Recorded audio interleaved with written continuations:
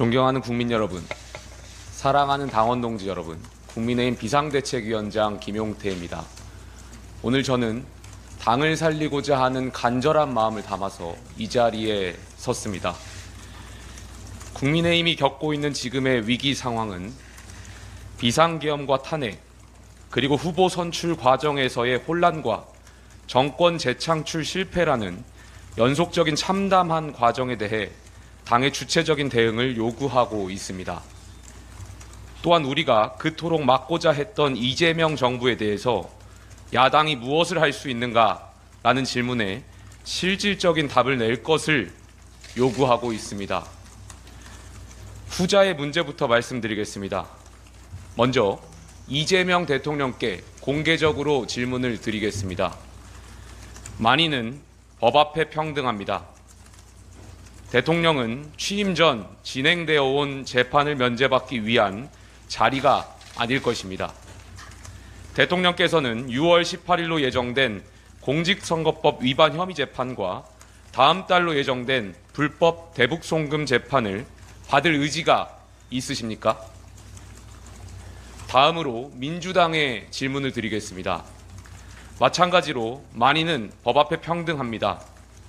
민주당이 지금 추진하고 있는 대통령 방탄 3법, 즉 허위사실, 공표죄의 구성 요건에서 행위를 삭제하는 공직선거법 개정안, 대통령 당선 시 진행 중인 형사재판을 정지하도록 하는 형사소송법, 대법관 증언을 주요 내용으로 하는 법원조직법이 지금의 대통령 개인을 위한 법입니까? 아닙니까? 제가 드리는 이 두 질문에 대한민국의 헌법 정신이 담겨 있다고 생각합니다. 대통령과 민주당은 주권자인 국민 앞에 이 두 질문에 대한 공식적인 답을 주시길 부탁드리겠습니다. 다음으로 국민의힘의 당 개혁 과제를 말씀드리겠습니다. 첫째, 9월 초까지 전당대회를 치를 수 있도록 준비를 하겠습니다. 우리는 비상계엄과 대통령 탄핵의 상처, 그리고 정권 재창출 실패의 과정 속에서 깊은 좌절과 당내 갈등 상황에 빠져 있습니다. 이러한 상황 속에서 내년 지방선거를 비대위 체제가 아니라 선출된 당대표 체제로 치르는 것 자체가 보수 재건과 지방선거 승리를 위한 당면 목표가 될 것입니다. 둘째, 당내 탄핵 찬성 세력과 탄핵 반대 세력 간의 갈등 관계를 근본적으로 해소하기 위해 대통령 탄핵 반대 당론 무효화를 추진하겠습니다. 많은 국민들께서 계엄과 탄핵의 문제에 대해 극심한 충격과 상처를 받으셨습니다. 한편으로는 정치 문제를 군대를 동원해 해결할 수 없다는 원칙과 다른 한편으로는 헌정사에 또 한 번의 탄핵이 있어서는 안 된다는 우려 속에 대통령 탄핵에 대한 입장도 나누어 반목하게 되었습니다. 저는 탄핵에 찬성했던 국민이나 탄핵에 반대했던 국민 모두 각자의 진정성과 애국심이 있었다고 믿습니다. 또한 각자가 헌법기관인 국회의원의 해석과 판단 역시 존중되어야 합니다. 탄핵에 대한 반대가 계엄에 대한 찬성은 아니었기 때문입니다. 당시 국민의힘의 탄핵 반대 당론은 수사 결과에 따라 탄핵 여부 결정이라는 원칙 하에 민주당이 발의한 두 차례의 탄핵안에 대해 반대한 것이었으나 헌법재판소와 대법원 판결 등 국가사법부의 결정은 당론을 결정 또는 수정하게 하는 불가역적인 판단 근거가 됩니다. 또한 제가 지금 탄핵 반대 당론 무효화를 추진하는 것은 두 차례에 걸친 탄핵으로 인해 보수 정당이 심각한 갈등과 깊은 원한에서 벗어나지 못하고 있기 때문입니다. 지난 대선 후보 경선 역시 찬탄과 반탄의 감정 싸움이었습니다. 이 문제를 해결하지 않고서는 보수가 반드시 치러야 할 차기 전당대회 역시 찬탄과 반탄의 경론장이 될 뿐입니다. 탄핵의 강을 넘지 못하는 보수에게 공존과 통합은 없으며 다양성을 창조의 에너지로 승화시키지 못하는 보수에게 미래는 없습니다. 따라서 저는 미래 보수의 염원을 담아 당원 당규의 규정에 따라 의원총회의 공론을 거쳐 탄핵 반대 당론 무효화를 추진하겠습니다. 만약 이 과정이 성공적으로 이루어진다면 앞으로 3년간 공식적이고 공개적인 장에서 탄핵에 대한 찬성과 반대를 이유로 서로를 적대시해 원색적으로 비난하거나 터무니없이 왜곡해서 분란을 일으키는 행위를 해당 행위로 간주하겠습니다. 또한 탄핵에 대한 찬반의 입장은 관용하되 당내 선출직 공직자들 포함한 주요 당직자들이 지난 비상계엄을 옹호하는 경우에는 윤리위원회 회부에서 엄중한 징계를 요청하겠습니다. 셋째, 당의 대선 후보를 부당하게 교체하고자 했던 과정의 진상을 규명하고 합당한 책임을 부과하겠습니다. 국민의힘 지도부는 당내 경선을 통해 선출한 김문수 후보를 한덕수 무소속 예비 후보로 교체하려 했고 5월 10일 전당원 투표에서 당원들이 이를 바로잡았습니다. 이러한 후보 교체 파동은 대선 국면에서 당원과 지지층에게 큰 충격을 안겨주었기 때문에 비대위원장으로서 당무감사권을 발동해 이 사건의 진상을 철저하게 규명하겠습니다. 넷째, 국회 당론 투표 사안에 관해서 원내외 당협위원회를 통한 당심과 국민 여론조사를 통한 민심이 모두 반영되는 절차를 구축하겠습니다. 국민의힘은 지난 당원당규 개정을 통해 대통령의 당무 개입 금지를 규정한 당통분리의 원칙을 명문화했습니다. 여기에 더 나아가 주요 현안에 대한 당의 정체성을 반영하고 심지어 당의 운명을 좌우할 수도 있는 당론이 특정 권력자나 특정 세력의 주장과 이익을 옹호하지 않고 당과 국민의 보편적 이익을 추구할 수 있도록 당론 형성 과정에 당심과 민심을 반영하고 이 과정을 기록화하는 당론 제도화를 추진하겠습니다. 다섯째, 당내 민주주의 강화를 위하여 지방선거에서 광역 및 기초자치단체장 후보의 경우 예외 없는 100% 상향식 공천 실시를 제안하겠습니다. 당내 민주주의의 핵심 과제는 공천권의 민주화입니다. 최고 권력자에게 실질적인 공천권이 있는 정당에 민주주의는 없습니다. 줄 서는 정치를 청산하고 원칙 있는 정치로의 전환을 위해서는 공천권을 당원과 유권자에게 완전히 돌려드리는 개혁을 해야 합니다. 이것이 제2의 계엄, 제2의 윤석열을 막는 길입니다. 전략공천은 정치권 인물교체, 본선 가능성 제고 등의 장점을 지니고 있으나 불뿌리 정치의 발전을 가로막고 공천 부조리 관행을 양산하는 근본적 한계를 지니고 있습니다. 따라서 저는 당내 청년 정치인으로서 공정하고 투명한 경선에 대한 중요성을 높이고 중앙에 관여 없는 당원과 유권자 중심 경선 문화 정착을 위해 상향식 공천의 전면 실시를 위한 논의를 시작하겠습니다.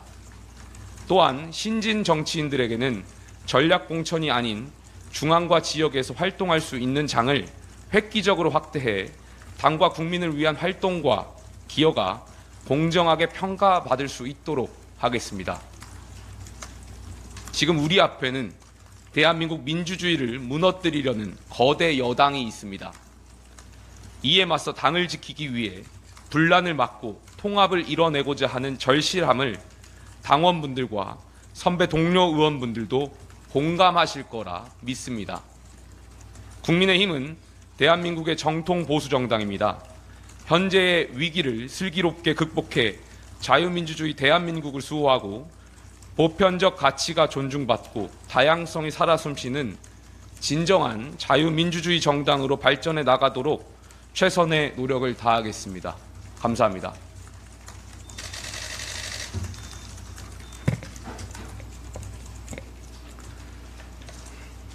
질문 있으시면 질문 몇 가지 받겠습니다. 전당대회 9월로 하신다고 시기를 정확하게 측정하신 이유가 좀 궁금하고요. 그리고 위원장님 임기가 6월 말이신데 9월이면 전당대회는 가급적 선출된 당대표를 통해서 당의 정상화가 이루어지는 것이기 때문에 굉장히 중요하다고 생각합니다. 빨리 치러지는 것이 중요하다고 생각합니다. 다만 당내 민주주의를 정착시킨 다음에 실시하는 것이 당의 혼란을 막고 자유민주정당으로 거듭하는 길이라고 생각이 듭니다. 전당대회의 시기 결정은 비상대책위원회의 의결사항임을 다시 한번 말씀드리겠습니다. 네, 대선 후보 교체 시도에 대해서 책임을 지고 그때 권영세 비대위원장이 사퇴를 했었는데 추가로 어디까지 책임을 부과할 생각이신지, 또 합당한 책임이라는 건 구체적으로 뭘 의미하는 건지 좋겠습니다. 지금 여러 언론들에 따르면 후보 교체 과정에서 여러 가지 진상들이 밝혀지고 있습니다. 그 진상 전반에 대해서 당무감사권을 발동해 많은 당원분들께 이 사건의 진상을 명명백백하게 밝히고 그 과정에서 책임져야 할 부분이 있다면 당원 당규 절차에 따라 진행할 수 있도록 하겠습니다.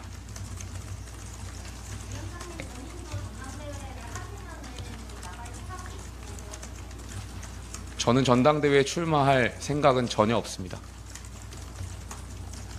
지금 제가 오늘 이 기자회견을 드리는 이유도 제가 사랑하는 이 국민의힘이, 그리고 많은 당원분들이 피땀 흘려 지켰던 이 자유민주주의 정당 국민의힘이 망해가는 것을 살려보고자 하는 의지의 표현일 거라고 생각합니다. 앞으로 당을 살리기 위한 모든 조치를 강구하겠습니다. 비대위원들이 사의를 표명하시는데 지금 사퇴한 상황이신 건지 궁금하고요. 그리고 이게 비대위에서 의결 가능한지도 여쭙습니다. 비대위원들이 정치적으로 사퇴 선언을 한 것은 맞으나 여러 전례를 비추어 봤을 때 행정적 사퇴가 아니기 때문에 의결은 계속 진행 가능한 것으로 지난 의원총회에서 확인을 했습니다.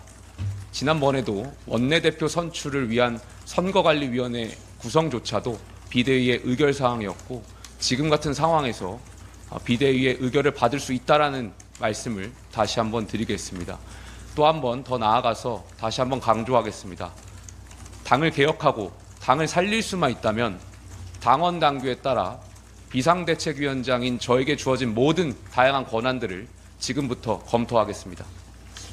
네, 위원장님, 그 탄핵 반대 당론 무효화 뭐 이런 게 이제 개파 봉합하는 수순인 것 같기도 한데, 그 전당대회 관련해서는 또 친윤 친한 이렇게 나뉜다 이런 말도 있고, 하여튼 개파 갈등도 예상된다는 그런 것도 있는데, 이런 개파 갈등에 대해서 어떤 식으로 좀 봉합하실 생각이신지.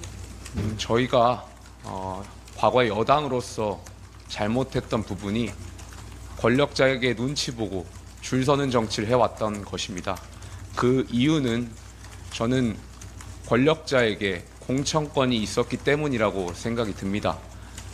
대통령이나 혹은 권력자에게 쓴소리를 했을 때 혹 공천 과정에서 좋지 않은 평가를 받지 않을까 하는 두려움이 저희 정당에는 오랫동안 있었습니다. 그렇기 때문에 다음 돌아오는 지방선거에서는 100% 상향식 공천을 기초단체장에 한해서 하는 것이 매우 중요하다고 생각이 듭니다. 지방 권력들이 그렇게 된다면 차기 전당대회에서 줄 서는 문화가 없어질 거라고 생각합니다. 이 역시 국민의힘을 당의 정상화를 이루는 하나의 조치라고 생각이 들고, 그러한 부분에서 기자님께서 우려했던 부분은 해소될 거라고 생각이 듭니다.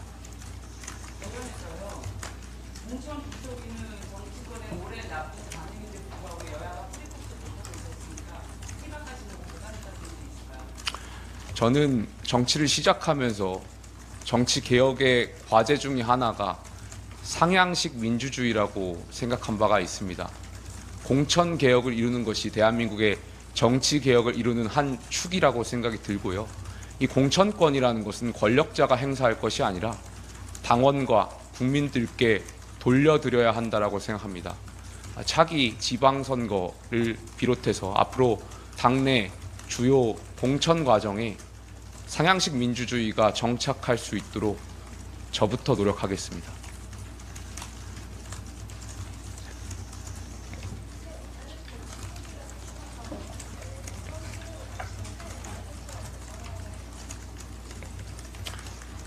원내대표는 의총에서 선출되는 분이시죠. 교섭단체 장으로서의 역할이 있는 것이고요. 비상대책위원장은 당원 당규에 따라 전국위원회에서 의결을 받은 사람입니다. 누가 더 정당성이 있는지는 기자님께서 생각해 보시면 될 것 같습니다.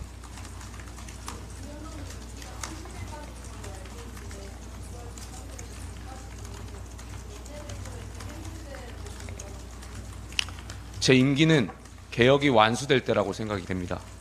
거듭 강조하지만 당을 살리고자 하는 그 절실한 마음에 오늘 섰습니다. 당을 살릴 수만 있다면 당원 당규에 따라 저에게 주어진 다양한 권한들을 검토하겠습니다. 질문 여기까지 하겠습니다. 예. 위원장님 그러면은 그 30일 지나셔도 될